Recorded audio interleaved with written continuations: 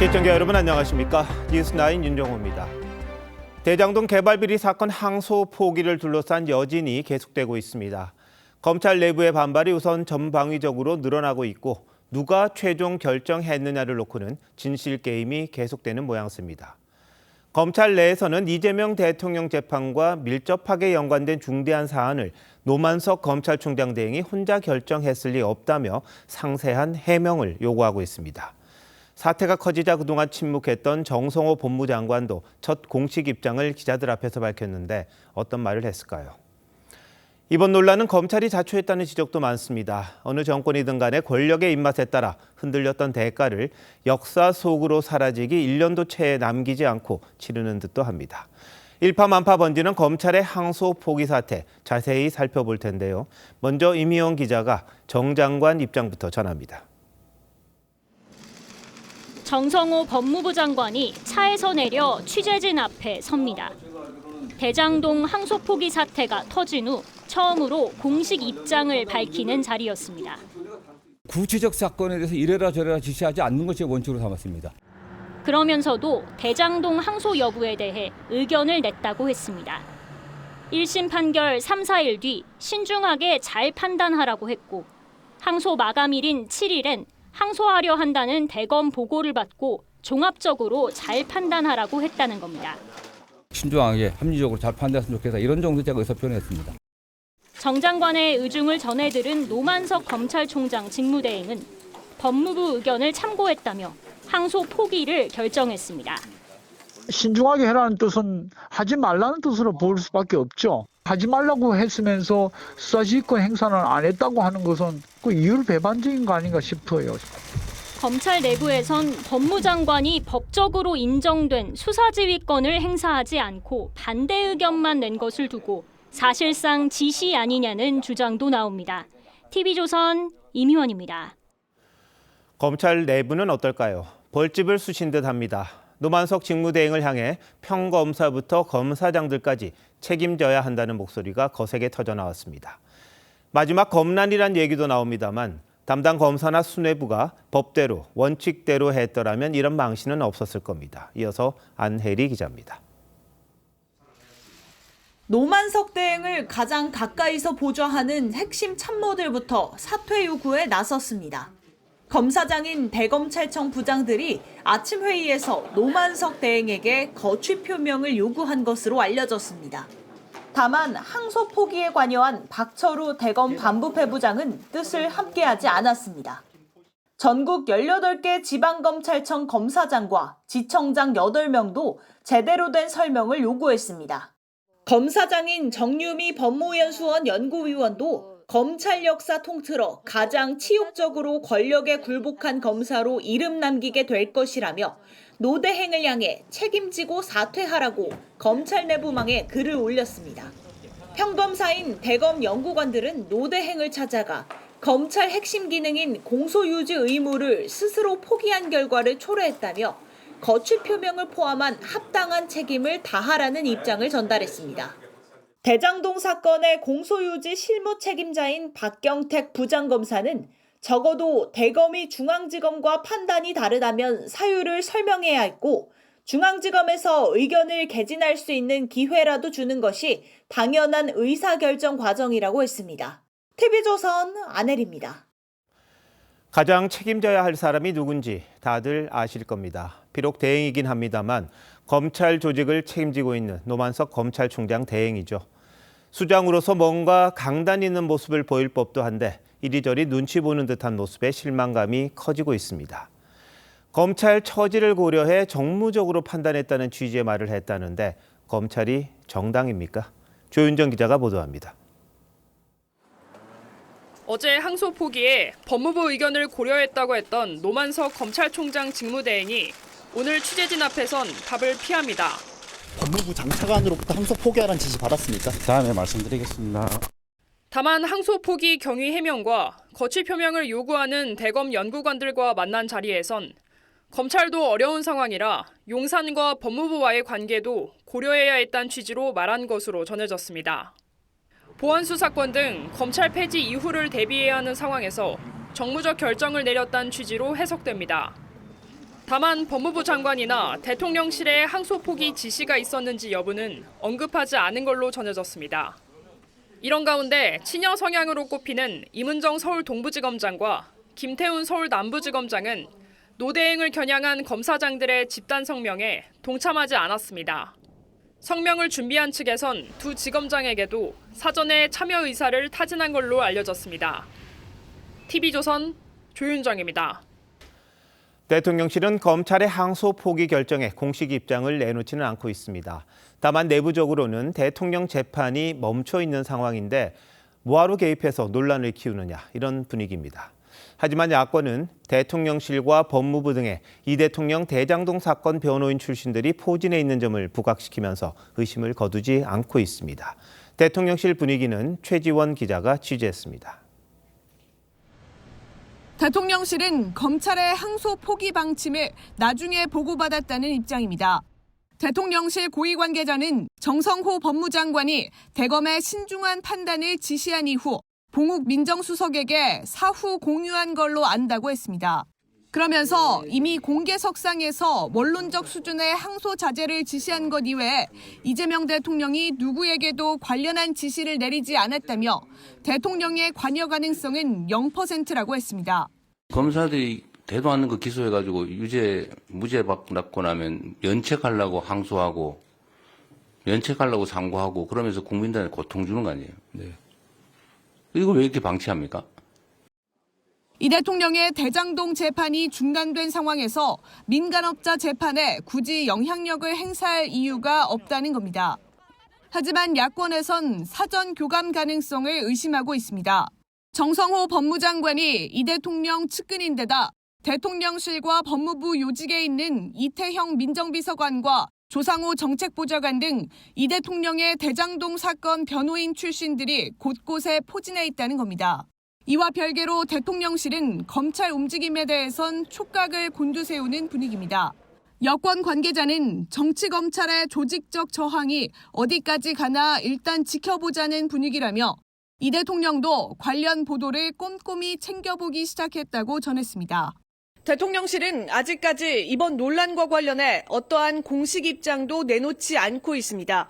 다만 집단 항명 등 검찰의 움직임이 본격화될 경우 이 대통령이 법무부 등을 통한 조치에 나설 수 있다는 전망도 나옵니다. TV조선 최지원입니다. 검찰의 항소 포기로 7천억 원이 넘는 범죄 수익을 환수하는 길이 어려워졌습니다. 당장 성남시는 대장동 일당에게 손해배상을 청구하겠다는데 대장동 현지 분위기가 어떤지 이나라 기자가 다녀왔습니다. 성남시 분당구 대장동에 위치한 아파트 단지입니다. 지난 2019년 주변보다 높은 분양가로 논란이 됐었습니다. 미분양도 났었어요, 여기가. 그래도 높으니까 그런 거지. 화천대유 일당은 이곳 대장동 공동주택 부지의 40%에 달하는 축구장 20개 크기 택지를 개발했습니다. 검찰은 화천대유가 택지는 싸게 사고 아파트 감정평가액은 부풀리는 방식으로 7,800억 원대의 부당 수익을 냈다고 봤습니다. 지난달 1심 재판부는 이 금액의 6% 수준인 473억 원만 추징금으로 인정했고 검찰의 항소 포기로 나머지 7천억 원대 개발 이익은 김만배 씨 등 민간업자들이 챙길 가능성이 커졌습니다. 분양받아 입주한 주민들과 개발 전부터 살았던 원주민들은 분통을 터뜨렸습니다. 뭐가 잘못됐네. 해줄 수 있는 걸 안 해주는 거 아니야. 검찰은 말만 검찰이지 뭐 하는 거예요 도대체. 그냥 뭐 허탈하죠. 무슨 도둑 맞은 기분? 아니면은 누구한테 그냥 사기 맞은 그런 기분이죠 뭐. 성남시는 대장동 민간업자들을 상대로 민사소송을 제기하겠다고 밝혔습니다. 손해배상 청구 민사소송을 진행할 계획입니다. 그리고 시민에게 손해배상이 돌아오지 못한다는 그런 문제에 대해서 저희는 강력히 항의하고 또 검찰의 항소 포기에 직권남용이나 외압 행사 등은 없었는지 밝힐 수 있도록 모든 후속 조치를 취하겠다고 했습니다. TV조선 이나라입니다.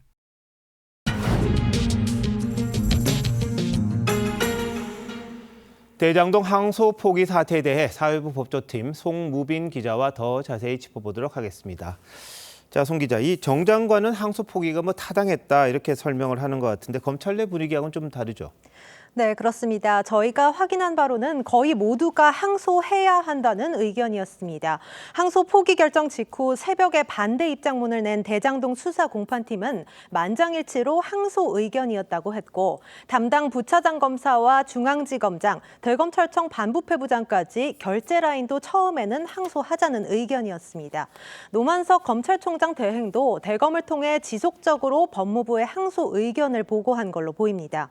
여기에 더해서 저희가 취재한 바로는 법무부 내 실무자급 검사들도 항소 의견이었습니다. 결국 항소 포기는 정성호 장관의 의견이 관철된 결과로 보입니다. 자, 근데 정 장관은 이 항소 포기 의견을 노대행에게 직접 전달했다 이렇게 말을 하지는 않고 있잖아요. 네, 정 장관은 펄쩍 뛰며 아니라고 했습니다. 직접 들어보시죠. 제가 법무부 장관 취임한 이래 사건과 관련해서 노만석 검찰총장 대행과 통화한 적은 단 한 번도 없습니다. 네, 그러면서 법무부에 차관도 있고 담당 국장, 과장도 있다고 했는데 참모들을 통해 전달했다는 취지로 보입니다. 자, 본인이 직접 안 했더라도 참모들을 통해서 전달했다. 이게 개별 사건에 대해서 의견 전달한 것 아닙니까? 네, 이 지점이 앞으로 논란이 될 걸로 보입니다. 검찰청법 8조에 따르면 개별 사건에 대해서는 법무부 장관만이 검찰총장을 지휘할 수 있습니다. 또 반드시 서면으로 해야 하고 전화나 구두 지시로는 안 됩니다. 공식적인 수사 지휘권 발동 없이 개별 사건의 항소 포기를 지시하면 법 위반이 될 수 있습니다. 그 위반했다고 볼 수준이 있겠죠. 어떻게 검찰총장 대행이 네. 그 의견을 참조를 해요? 지시라고 받아들이죠? 네, 정 장관은 오늘 수사 지휘를 한 거 아니냐는 취재진 질문에 신중하게 판단하라는 의견만 낸 정도였다고 선을 그었습니다. 다만 정 장관의 의견 제시가 노만석 검찰총장 직무대행에게 정말 의견 정도로 받아들여졌을지는 앞으로 두고 봐야 할 부분입니다. 네. 근데 정 장관이 이제 항소 포기를 잘했다 이렇게 방어를 하려다 보니까 대장동 수사팀에 대해서 좀 앞뒤가 안 맞는 그런 말을 했다 이런 지적도 있습니다. 무슨 말입니까, 이건? 네, 정 장관은 항소 포기가 잘된 결정임을 강조하기 위해서 대장동 1심이 성공한 재판이었다고 평가를 했습니다. 수사도 잘 됐고 공소 유지도 잘 됐다면서 대장동 수사팀을 긍정평가한 건데요. 하지만 수사팀 중 한 명인 강백신 검사가 항소 포기가 장차관 의견이라고 주장한 걸 반박하는 과정에서 수사팀을 향한 평가가 달라졌습니다. 수사팀은 그게 추측 아니겠습니까? 그게? 그런 말씀을 하신 분들의 저희가 좀 의심스럽습니다. 네, 또 피고인 가운데 한 명인 남욱 변호사가 조사 중에 검사가 배를 가른다고 위협했다, 가족 사진 보여주며 협박했다는 지난 7일 증언을 인용해서 사건이 계속되면 정치적 문제가 되지 않겠냐면서 수사팀을 겨냥했습니다. 한 현직 차장검사는 법무부 장관이 피고인의 말을 아전인수식으로 이용하는 건 괴이하다고 평가했습니다. 네, 공소 포기한 건 잘한 거고 이제 검찰 수사 과정에서 또 논란됐던 것도 잘못한 거고 이렇게 조금 다른 이야기를 하고 있군요. 자, 이 사태가 어디까지 갈지 좀 지켜봐야겠군요. 송 기자, 잘 들었습니다.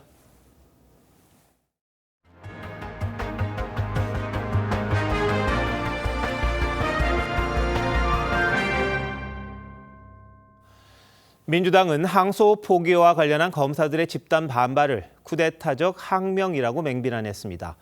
이 대통령 관련 사건 모두가 정치검찰의 무리한 기소라는 기본적인 입장을 갖고 있고 공소 취소까지 염두에 둔 주장으로 보입니다. 민주당은 여차할 경우 방탄용이란 지적을 받고 있는 입법에도 언제든 나설 생각입니다. 전정원 기자입니다. 대장동 사건 항소 포기 이후 처음 열린 당 지도부 회의는 검찰 성토장이 됐습니다. 김병기 원내대표가 한 줌도 안 되는 정치검사들이 민주주의에 도전한다며 포문을 열었고 마치 뭐라도 된 듯 나대고 있습니다. 정치검찰의 저항, 이번에는 철저하게 분쇄할 것입니다. 정청래 대표도 전적으로 동의한다고 호응했습니다. 민주주의와 헌법 그리고 내란 청산에 대한 국민의 명령에 대한 항명이다. 절대 묵과할 수 없다라는 말씀을 다시 한번 드리고 윤석열 정권의 사냥개, 정신 나간 검사 등 발언자 8명 가운데 7명이 관련 발언을 쏟아냈습니다. 민주당이 조작 기소를 주장하고 나선 건 이재명 대통령 재판 공소 취소 압박의 일환이란 해석도 나옵니다. 정치검찰의 조작 기소가 사법부에 의해 명백하게 드러났습니다. 악의적인 공소를 당장 철회해야 합니다. 방탄 논란에도 관련 입법은 동시다발로 진행 중입니다. 형법상 배임죄가 대체입법 형식으로 폐지되면 대장동, 백현동, 법인카드 유용 의혹 등 재판은 공소유지가 어려울 수 있습니다. 대법원에서 유죄 취지로 파기환송된 선거법 사건은 허위사실 구성 요건을 바꿔 면소받을 수 있는 법안이 본회의에 올라가 있습니다. 법 왜곡죄를 통해 기소나 재판을 잘못한 판검사를 처벌하고 대법 판결 뒤에도 사실상 사심까지 할 수 있는 재판 소원 도입도 추진 중입니다. TV조선 전정원입니다. 긴급 의원총회를 연 국민의힘은 항소 포기는 대장동 일당의 배만 불리는 조치라며 국정조사 등을 요구하면서 총공세에 나섰습니다. 특히 야당은 7천억 원대의 범죄 수익을 환수하는 게 불가능해졌다는 점을 집중적으로 부각시켰습니다.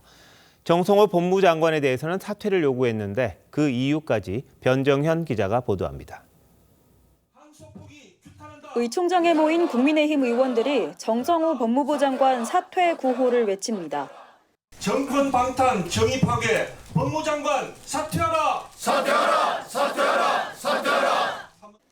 송원석 원내대표는 신중하게 판단하라고 얘기했다는 정 장관의 발언은 외압을 자백한 것이라고 주장했습니다. 공익을 대표하는 검찰을 지휘하고 있는 법무부 장관의 발언인지 아니면 대장동 범죄 집단 일당들의 변호인인지 저는 도저히 구분이 가지 않았습니다. 국민의힘은 7천억대의 추가 범죄 수익을 환수할 수 없어 범죄자들 배만 불리게 됐다며 국정조사와 청문회, 상설특검 등을 요구했습니다.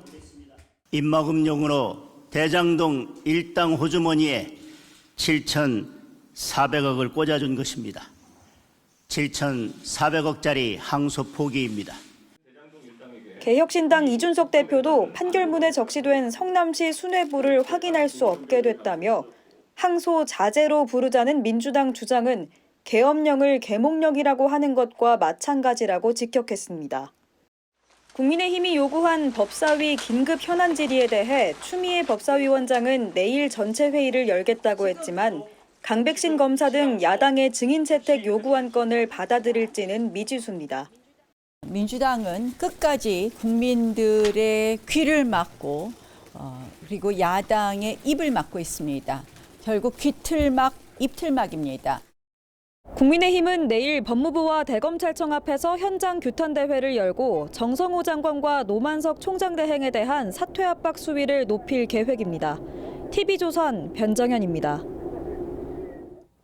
정성호 장관이 여러 해명을 내놓았지만 부적절한 항소 포기였다는 논란은 수그러들지 않고 있습니다. 특히 검찰이 구형한 추징금과 법원 판결 사이에 수천억 원의 격차가 있는데요. 검찰의 항소 기준은 뭔지, 왜 항소 포기가 이례적이라는 논란이 나오는지 신유만 기자와 따져보겠습니다. 자, 신 기자, 추징금 액수 차이가 너무 많이 나요. 그래서 검찰이 항소할 거다, 이런 얘기들이 더 많지 않았습니까? 네. 검찰은 대장동 일당에게 7,815억 원이 넘는 추징금을 구형했고 1심 법원은 473억 원만을 인정했습니다. 검찰이 구형한 액수의 93.9%가 인정되지 않은 겁니다. 검찰은 이 돈이 범죄 수익이라고 판단하고 국고로 환수하겠다며 기소했던 건데요. 대장동 사건을 거액의 개발 이익을 나눠 먹은 부패 사건으로 판단했기 때문에 형량뿐 아니라 추징금 액수도 중요했던 겁니다. 자, 그럼 법원이 인정하지 않은 7,300억 원 어떻게 됩니까?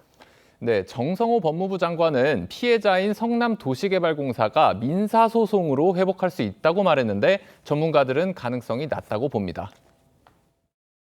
형사사건에서 유죄 판결이 전제가 됐을 때 그때 그걸 근거로 해서 받아낼 수 있는 것이지 무죄가 되어버리면 민사에서 소송에서 이기는 것은 엄청나게 힘든 겁니다. 정성호 장관은요, 1심에서 형량이 충분하게 나왔으니까 항소 안 해도 된다, 이런 이야기를 했는데 항소와 관련한 기준이 있습니까?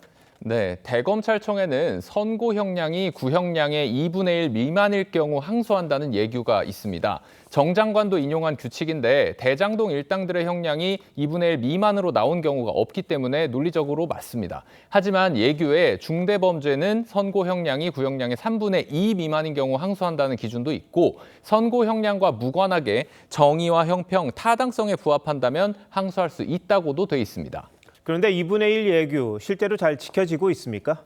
지켜지지 않은 사례가 많습니다. 2018년 다스 자금 횡령과 110억 원 뇌물 혐의로 기소된 이명박 전 대통령에게 검찰은 징역 20년을 구형했습니다. 법원은 15년을 선고했는데 구형량의 4분의 3이 나왔는데도 검찰은 항소했습니다. 지난 7월 마약 투약 혐의로 재판받은 이철규 의원 아들은 구형량인 5년의 절반인 2년 6개월형을 받았는데 검찰은 역시 항소했습니다. 대장동 관련자들이 무죄를 선고받은 것도 많잖아요. 보통 무죄 나오면 검찰이 항소를 했던 것 같은데요. 그렇습니다. 피고인이 무고한 경우로 판단됐다든지 하는, 그러니까 기소가 잘못된 아주 드문 경우를 제외하면 1심 무죄 사건을 검찰이 항소하지 않은 사례는 찾기가 어렵습니다. 이재용 삼성회장의 경영권 불법 승계 관련 1심에서 19개 혐의가 모두 무죄 판결을 받았는데도 검찰이 기계적 항소라는 비판을 감수해 가면서까지 항소를 강행했던 게 대표적입니다. 대장동 사건 1심 재판부는 피해액을 특정하기 어렵다며 특정경제가중처벌법상의 배임죄를 인정하지 않았는데 이 부분은 항소심에서 충분히 다퉈볼 만했다는 지적도 나옵니다. 1심에서 가장 중요한 부분일 수 있는 특경법의 배임이 일부 무죄가 났는데 항소를 포기해서 배임 가액을 정확히 특정해 볼 수 있는 기회조차를 그냥 실기해버린 거거든요. 네, 이런저런 걸 보면은 검찰이 항소 포기한 게 상식적이진 않다 이런 주장들이 많다 보니까 논란은 계속될 것 같군요. 신 기자 잘 들었습니다.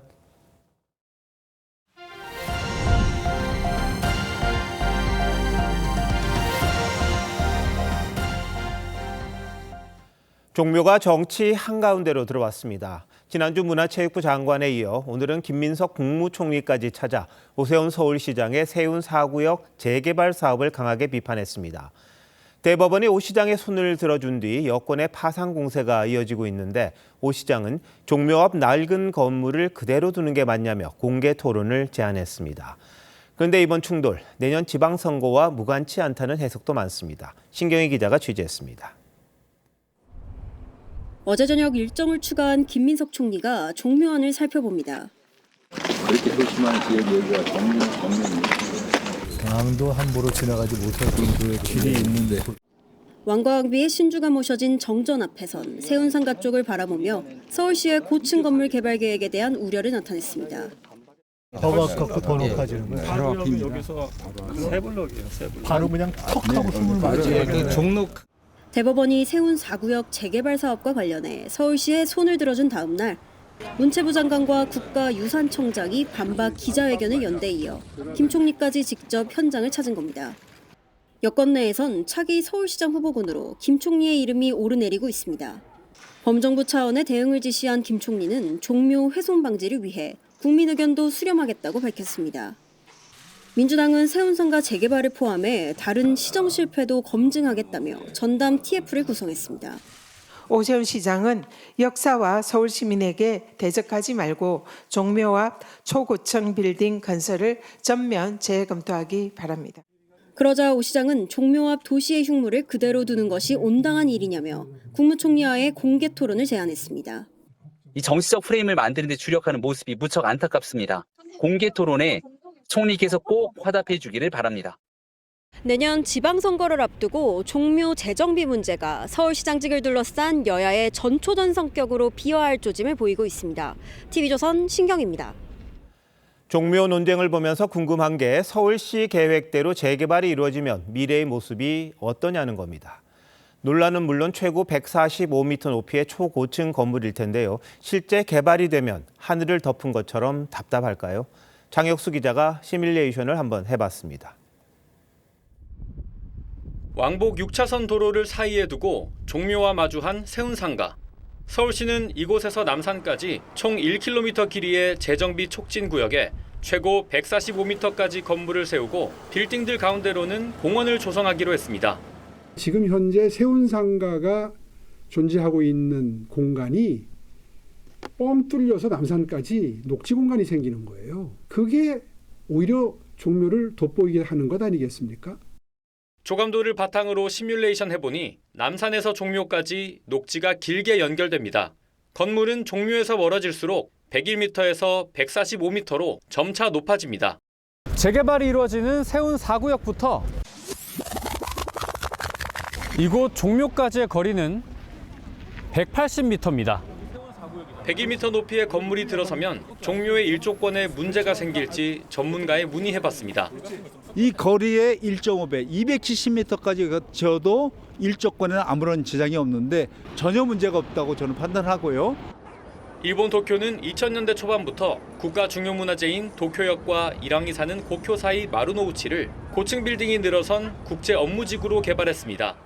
잃어버린 10년을 극복하기 위해 과감하게 고도 제한을 풀었기에 가능했는데 서울의 중심 종로는 정치적 공방으로 재개발 청사진부터 흔들리고 있습니다. TV조선 장혁수입니다. 내란 특검이 윤석열 전 대통령을 일반 이적 혐의로 추가 기소했습니다. 계엄 명분을 만들려고 평양에 무인기를 투입해 남북 충돌 위험을 고조시켰다고 판단했습니다. 이광희 기자입니다. 내란 특검은 지난해 평양 무인기 침투 작전을 비상계엄 선포를 위한 여권 조성용으로 의심하고 있습니다. 평양시 중심부에 대한 비라 살포에 이용된 무인기일 가능성이 높은 것으로 특검은 일반 이적 혐의로 윤 전 대통령과 김용현 전 국방장관, 여인영 전 방첩사령관을 재판에 넘겼습니다. 윤석열, 김용현, 여인영이 공모하여 비상계엄을 선포할 수 있는 여건 조성을 목적으로 남북 간 무력 충돌 위험을 증대시키는 등 특검은 여 전 사령관이 2024년 10월부터 한 달간 작성한 휴대전화 메모를 계엄 준비 증거로 보고 있습니다. 불안정 상황을 만들거나 또는 만들어진 기회를 잡아야 합니다. 평양, 원산 외국인 관광지 김정은 휴게소. 메모엔 계엄 포고령 위반자를 최우선 검거한다는 내용과 당시 야당 대표였던 이재명 대통령 이름이 적혀 있습니다. 윤 전 대통령은 오늘 내란 재판에 출석해 계엄 당시 선관위에 출동한 군 관계자를 직접 신문했습니다. 여러분들도 굉장히 자유로운 분위기에서 이것이 법적으로 타당한지 여부를 검토를 해보고 이제 일단 출동하자 이렇게 한 거 맞지 않습니까? 이에 대해 군 관계자는 자유로운 분위기나 편안한 분위기는 아니었다고 했습니다. TV조선 이광입니다. 오늘 열린 한덕수 전 총리의 재판에선 송미령 장관이 증인으로 나왔습니다. 윤석열 전 대통령이 계엄이 별거 아니라고 말했고 한 전 총리가 계엄에 반대한다는 말을 한 걸 기억한다고 했습니다. 한지은 기자가 보도합니다. 법정에 출석한 송미령 농림축산식품부 장관이 증인 선서를 마친 뒤 자리에 앉습니다. 윤석열 정부에 이어 이재명 정부에서도 같은 직을 맡고 있는 현직 장관이 한덕수 전 총리 내란 재판에 증인으로 나온 겁니다. 계엄 국무회의에 참석했던 송 장관은 비상계엄 선포 직후 윤석열 전 대통령이 계엄에 대해 별거 아니라고 했다고 증언했습니다. 제가 좀 기억 남는 거는 이거 막상 해보면 뭐 별거 아니야, 아무것도 아니야, 뭐 이런 류의 말씀도 하셨고. 이어 윤 전 대통령이 한 전 총리에게 자신이 가야 할 일정이나 행사를 대신 가달라고 한 것으로 기억한다고 했습니다. 송 장관은 당시 최상목 전 부총리가 50년 공직생활 이렇게 끝내려 하냐고 다그치자 한 전 총리가 나도 반대한다고 답했다고 증언했습니다. 총리께서도 나도 반대해요 라고 말씀하셨던 것으로 기억합니다. 다만 한 전 총리가 윤 전 대통령에게 반대 의사를 표시하는 걸 봤냐는 특검 측 질문은 기억하지 못한다고 했습니다. TV조선 한지은입니다. 영화 친구는 부산의 조직폭력배들을 소재로 만들어졌죠. 50년 넘게 세력 다툼을 해온 이 두 폭력 조직들이 보복 폭행을 거듭하다 무더기로 경찰에 붙잡혔습니다. 김준석 기자입니다. 건장한 체격의 젊은 남성들이 다급히 어디론가 향합니다. 폭력 조직의 조직원들입니다. 한 조직원이 흉기를 들고 상대 조직원이 있는 식당을 급습하고 전역 도심 번화가에서 집단 난투극을 벌입니다. 부산 지역 양대 폭력 조직인 칠성파와 신20세기파 조직원들은 지난해 11월부터 수차례 집단 난투극을 벌였습니다. 칠성파 한 조직원이 조직을 배신한 뒤 신20세기파에 가입한 게 발단이었습니다. 이들의 범행은 9달 넘게 이어졌는데 상대 조직원에게 흉기를 휘두르는 등 보복 폭행에 가담한 두 폭력 조직 조직원 45명이 경찰에 붙잡혔습니다.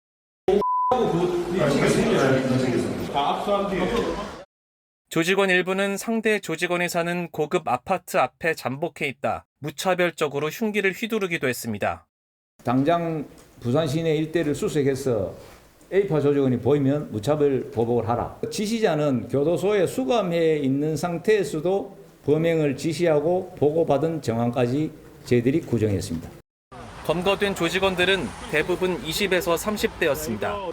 경찰은 범행을 주도한 조직원 19명을 구속하고 26명을 불구속 상태로 검찰에 넘겼습니다. TV조선 김준석입니다. 대낮에 서울 도심에서 한 남성이 마약에 취한 채 난동을 부렸습니다. 에어컨 실외기에 도청 장치가 있다는 이해하기 어려운 말들을 하면서 물건을 부수고 흉기를 들고 활보했습니다. 황재영 기자가 취재했습니다. 경찰과 함께 계단을 오르던 남성이 어딘가를 가리키며 알 수 없는 말을 합니다.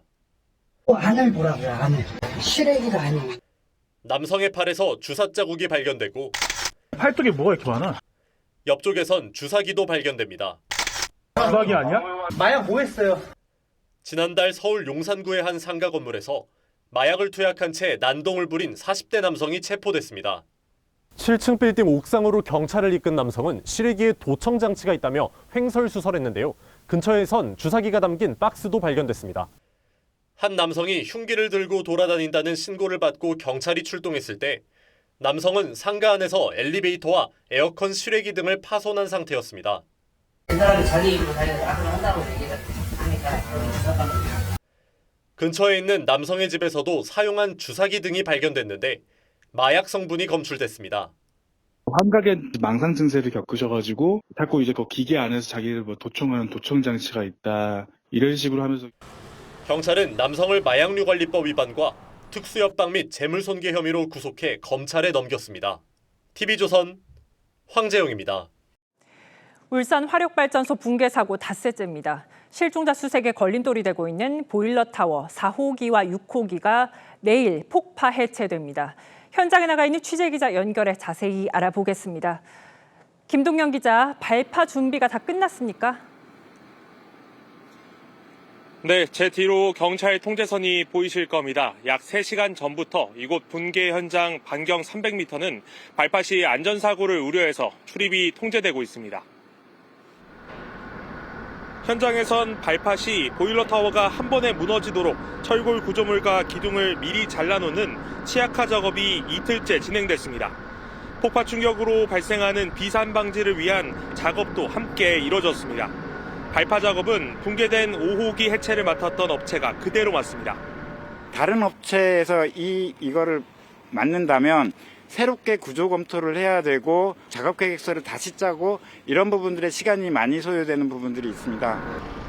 내일 발파 시간은 정확히 알려지지 않았지만 발파에 앞서 안내 문자가 발송될 예정입니다. 중수본은 발파 이후 곧바로 남은 매몰자 4명에 대한 수색을 재개할 예정입니다. 네, 생존한 분들은 극심한 불안감에 시달리고 있다고요. 네, 제가 오늘 생존자 한 분을 찾아뵀었는데요. 일반 병실로 옮겨지고 식사를 하는 등 상태는 며칠 전보다 호전됐지만 충격과 불안감은 여전한 모습이었습니다. 25m 높이에서 작업을 하다 추락한 뒤 구조된 60대 남성은 사고 당시를 기억하지 못하고 있습니다. 예전에 아무 생각도 안 하고 아무 생각도 없다는데. 중수본은 트라우마 센터 등을 통해 피해자와 그 가족들에게도 심리 상담을 진행하고 있다고 밝혔습니다. TV조선 김동래입니다. 내라는 세금은 안 내고 호화로운 생활을 즐긴 고액 체납자들이 무더기로 적발됐습니다. 한 체납자의 집에는 매장을 차려도 될 만큼 최고급 명품 가방이 잔뜩 있었습니다. 송병철 기자입니다. 서울 한남동 한 고급 주택에 국세청 조사관들이 들이닥칩니다. 진열장에 빼곡히 쌓인 주황색 상자. 열어보니 수천만 원짜리 명품 가방 60점이 쏟아져 나옵니다. 방을 가득 채울 정도입니다. 미술품 4점과 순금 10돈까지 합치면 9억 원에 달합니다. 이 체납자는 고급 상가를 팔고도 양도세를 내지 않는 등 100억 원을 체납했습니다. 소득세를 5억 원 넘게 안 낸 또 다른 체납자의 집. 저희 국세청에서 왔는데요. 집을 샅샅이 뒤졌지만 발견된 건 현금 1,000만 원과 시계 2개뿐이었습니다. 그런데 그게 다가 아니었습니다. 조사관들이 지자체에 급히 연락해 주변 CCTV를 확인했더니 체납자의 배우자가 여행용 가방을 몰래 차량에 싣는 모습을 포착했습니다. 가방 안에는 무려 4억 원에 달하는 5만 원짜리 지폐가 가득했습니다. 국세청은 지자체와 함께 모두 400억 원을 체납한 고액 상습 체납자 18명을 추적해 일부 재산을 압류했습니다. 국세청 지자체는 현금 5억 원 상당, 명품 가방 수십여 점, 순금 등 총 18억 원 상당을 압류하여 성공적인 공조 체계라 할 수 있는 의미 있는 성과를 거두었으며 국세청은 내년부터 국세 체납 관리단을 신설해 고액 상습 체납자의 은닉 재산을 추적할 계획입니다. TV조선 송병철입니다. 우리나라 성인 3명 중 1명은 비만이라고 합니다. 특히 30, 40대 남성의 경우 절반이 비만입니다. 우리나라 비만 기준이 다른 나라보다 엄격해서 비만 판정을 더 많이 받는다는 주장도 나오지만 기준 조정을 두고 정부와 의료계의 생각은 엇갈립니다. 임서인 기자입니다. 비만 전문 병원에서 20대 여성이 체질량 지수 BMI를 측정합니다. 손잡이를 잡아주세요. 엄지를 동그란 전등에 대세요. 결과는 32.9. BMI는 체중을 키의 제곱으로 나눈 값으로 국내에선 25가 넘으면 비만입니다. 몸 같은 좀 아팠어가지고 집에만 계속 하고 있다 보고 학생 시절이라도 공부만 하다 보니까 좀 살이 많이. 질병관리청이 성인 23만 명을 조사한 결과 34.4%가 BMI 25가 넘는 비만이었습니다. 10년 전 26.3%보다 약 30% 늘었습니다. 10년 전 4명 중 1명이었던 비만이 이제는 3명 중 1명이 된 셈입니다. 특히 30에서 40대 남성의 절반이 비만으로 수면과 운동 부족, 서구화된 식습관 등이 원인으로 꼽힙니다. 생활 패턴도 굉장히 불규칙해지는 것들이 인체의 호르몬 불균형을 일으키기 때문에 비만이 개인의 것이 아니라 사회가 만들어낸 질환이다라고 평가하고 있습니다. 국내 비만 기준이 엄격하다는 지적도 나옵니다. 비만 기준이 BMI 30인 세계보건기구와 미국, 28인 중국을 참고해 국내도 25에서 27로 높이는 안을 정부는 검토 중입니다. BMI 25에서 사망 위험이 가장 낮았다는 주장입니다. 하지만 의료계는 이 경우 비만이 유발하는 성인병 위험이 축소될 수 있다며 반대하는 입장입니다. TV조선 임서인입니다. 에이펙 정상회의를 계기로 미중 정상이 부산에서 만나 무역 갈등 일부를 해소했었죠. 중국이 한화오션의 미국 자회사 5곳을 겨냥한 제재를 1년 동안 유예하기로 했습니다. 다만 영구적인 게 아니라서 양국의 대치 여부에 따라 제재의 불씨가 다시 살아날 가능성은 있습니다. 김자민 기자의 보도입니다. 미중 정상은 지난달 30일 부산에서 만나 히토류 수출 통제, 펜타닐 관세 등 무역 전쟁 휴전에 합의했습니다. It was an outstanding group of decisions. I think that was made. A lot of decisions were made. There wasn't too much left out there. 미국 조선업 복원을 위한 마스가 프로젝트로 상징되는 해운 분야 갈등도 일단 숨고르기에 들어갔습니다. 중국 상무부는 미국이 중국 해운 등에 대한 조사 조치를 1년간 중단함에 따라 한화오션의 미국 자회사 5곳에 대한 제재를 1년간 유예하겠다고 밝혔습니다. 지난달 중국 정부는 중국을 겨냥한 미국 무역대표부의 조사에 협력했다는 이유로 한화오션의 미국 5개 자회사의 수출 통제 등 제재를 내렸습니다. 미국을 도운 외국 기업도 보복 대상이란 점을 분명히 한 겁니다. 불똥을 맞았던 한화오션은 중국 정부의 결정을 환영했지만 문제는 휴전이 얼마나 지속될지입니다. 유예를 한 거기 때문에 그 미중 간의 문제가 불거지면 한화오션은 그 안에 패키지로 들어있는 거기 때문에 문제가 생길 소지가 당연히 있죠. 내년 4월 정상회담 전까지 미중 양국이 휴전 조치를 이행할 가능성이 크지만 사실상 해결된 건 없는 약속 대련이란 지적도 나옵니다. TV조선 김자민입니다. 지금 정부의 관세 정책이 적정한지를 따지는 미국 연방대법원의 심리가 시작되자 트럼프 대통령이 국민 마음 사기에 나섰습니다. 전 국민에게 1인당 300만 원 가까운 배당금을 주겠다고 한 건데요. 관세 정책의 명분, 빚 갚기 아니었습니까? 앞뒤가 맞지 않아 보입니다. 이정민 기자가 보도합니다. 현지 시간 9일 트럼프 대통령이 SNS를 통해 관세 덕분에 수조 달러를 벌어들이고 막대한 빚도 갚는다며 고소득층을 제외한 국민들에게 1인당 최소 2,000달러의 배당금을 지급하겠다고 밝혔습니다. 지난 5일 미 연방 대법원이 트럼프의 관세 정책에 대한 심리를 시작하자 관세 정책의 정당성을 주장하며 여론전에 나선 겁니다. 스콧 베센트 재무장관도 거들었는데 The tariff income will be substantial at the beginning, it will come down, and then domestic tax revenues will climb as corporate taxes go up and all these high-paying jobs are created. 다만 배당금은 다양한 형태로 지급될 수 있다며 세금 혜택을 예로 들었습니다. 미국 내 여론은 싸늘합니다. 미 언론은 배당금 지급은 최후의 발악이라며 관세 수입으론 부채 상환은커녕 적자를 메꾸기도 어렵다고 비판했습니다.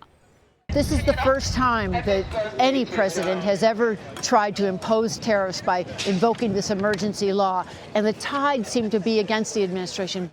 늘어난 관세 수입이 반영된 미 재정 적자는 2,618조 원 규모로 배당금을 지급하면 빚도 늘리는 셈인데 동시에 부채 상환 실현은 모순이란 지적입니다. TV조선 이정민입니다. 충남 태안 앞바다는 조류가 거칠고 암초가 많아서 고려와 조선시대 많은 선박들이 침몰됐는데요. 이 바닷속 경주로 불리는 곳에서 수백 년 전 가라앉은 걸로 보이는 난파선 흔적이 새롭게 발견됐습니다. 김다룩 기자입니다. 뻘에 청자다발이 파묻혀 있습니다. 잠수사가 조심스레 뻘을 걷어내자 청자다발 주위에 나무로 된 선체 조각과 닻이 모습을 드러냅니다. 충남 태안 마도 해역에서 수백 년 전 가라앉은 것으로 추정되는 선박의 흔적이 발견됐습니다. 고려와 조선시대, 수도로 가는 백길로 이용된 이 해역은 조류가 거세고 암초가 많아 난파 사고가 많았던 곳입니다. 지난 2009년부터 2014년까지 고려와 조선시대 선박 4척의 흔적이 발견됐는데 10여 년 만에 새로운 침몰선의 존재가 드러난 겁니다. 배 안에선 접시와 그릇, 잔 등 청자다발 2묶음이 발견됐습니다. 개수로 따지면 87점이나 됩니다.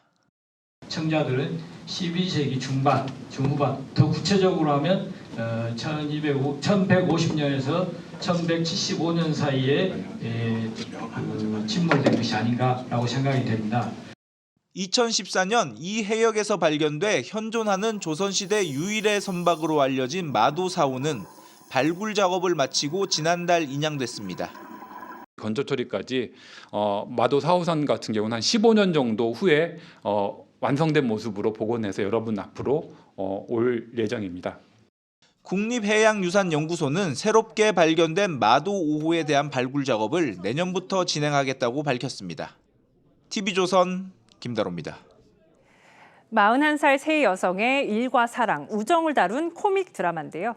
TV조선의 새 미니시리즈 다음 생은 없으니까가 잠시 뒤 첫 방송됩니다. 특히 배우 김희선 씨가 화려함을 벗고 생활 연기의 진수를 선보인다고 합니다. 박소영 기자입니다. 진짜 고민해서 고른 거거든. 결혼과 출산으로 경력이 단절된 나정과 솔직히 말해서 나 다시 일하고 싶어. 난임으로 분투하는 주영.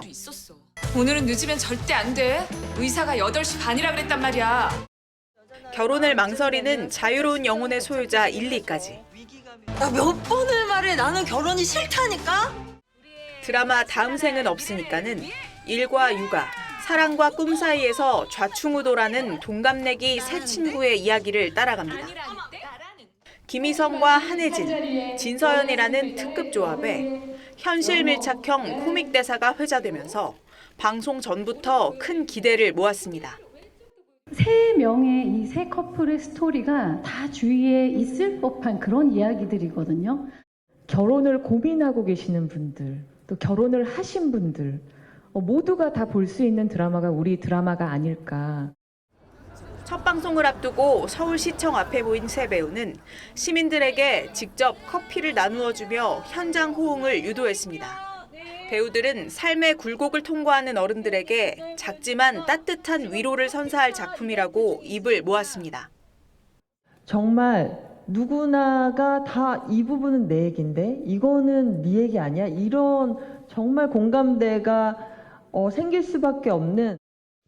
불혹의 나이에 제2의 사춘기를 겪는 세 여성의 이야기는 잠시 후 밤 10시 첫 방송됩니다. TV조선 박소영입니다.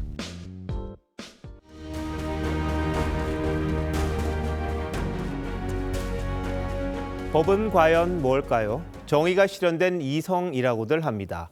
하지만 만들어지기까지는 그리 쉽지 않았습니다. 영국은 존왕즉위 전 왕들이 절대 권력을 왕권에 집중시키려는 시도와 옛 봉건적 질서를 지키려는 귀족들 사이에서 끊임없이 갈등이 계속됐었습니다. But at last, during John's reign, an attempt was to be made on the fields of Runnymede to resolve this conflict. 현대민주주의의 기원으로 불리는 마그나 카르타는 법을 왕 위에 놓으려는 투쟁이었습니다. 그런데 1000년이 지나도 이 싸움 끝이 없습니다. The president has agreed to release transcripts of 46 taped conversations. 그 유명한 워터게이트 사건에서 닉슨 대통령은 범죄 내용이 담긴 녹음 테이프를 법원에 제출하지 않았습니다. 법원이 대통령도 법 위에 있지 않다며 테이프를 내놓으라고 판결하자 사임합니다. 우리 검찰이 대장동 개발 비리 사건 항소를 포기했습니다. 검찰 주장이 인정되지 않은 쟁점이 수두룩한데 2심을 포기한 건 전례가 없답니다. 게다가 범죄 수익은 어찌할까요? 국고에서 돈을 훔쳐다가 김만배 주머니에 찔러준 격이에요. 항소 포기로 김만배 씨는 5천억 원, 남욱 씨는 1,000억 원을 고스란히 갖게 됩니다. 범죄 수익이 그대로 남은 셈이죠. 민사소송으로 회수가 가능하다는데 과연 그런가요? 이재명 대통령과 관련한 재판에도 영향을 미칠 텐데 그러다 보니 최고 권력자 봐주기가 아니냐는 지적이 나옵니다. 1심 재판부가 성남시 수뇌부를 언급해 그게 누굴까 다들 궁금했을 텐데 검찰 스스로 항소를 포기하면 구체적으로 들어갈 여지가 줄어듭니다. 이번 사태를 통해 검찰을 다시 보게 됩니다. 정권이 바뀌면 수뇌부가 송두리째 바뀌고 인사가 요동을 칩니다. 특정 사건이 이리저리 왔다 갔다 결론이 바뀌기도 합니다. 사실은 하나일 텐데 알아서 드러눕는 비굴한 모습, 당당함 찾아보긴 힘듭니다. 늘 비교됐던 일본 도쿄지검 특수부도 쇠락하는 판에 그 언저리도 못 갔던 우리 검찰이야 더할 나위 있겠습니까? 1년도 안 돼 해체될 검찰. 이번 사태를 계기로 누구도 지켜주겠다고 나서지 않을 듯합니다. 你要如何处置我赢钱？法度在前，罪不该行。 기원전 4세기 법가주의자 상앙은 살인죄를 범한 태자 대신 그 스승의 코를 베었습니다. 춘추 전국을 통일한 국력도 거기서 나온 겁니다. 억울함은 없애야지만 권력에 더 추상 같은 호기 없이 법치는 무너집니다. 11월 10일 윤정호의 앵커 칼럼 자멸이었습니다.